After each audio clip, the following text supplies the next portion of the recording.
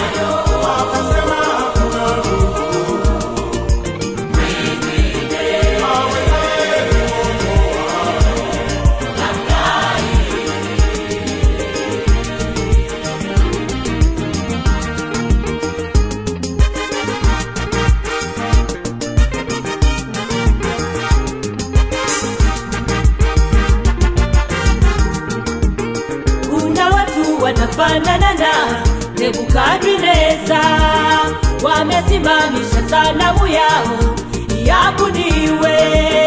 Je, wewe ndugu umesimamisha sanamu gani? Kuna watu wanafanana na Nebukadneza, wamesimamisha sanamu yao iabudiwe. Je, wewe ndugu umesimamisha sanamu gani? Au ni uzinzi, au ni ulevi, au masengenyo, au ni uchawi, au ujambazi, au ni fitina. Sikia sauti ya Mungu inasema kwako wewe, angusha sanamu yako leo. Kwa maana yeye Mungu yuko tayari. Mungu simamisha wewe leo.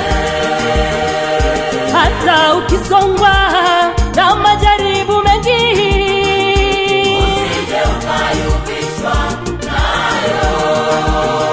Ukifukuzwa kazini, ukitengwa na jamii, angania jina lake Yesu.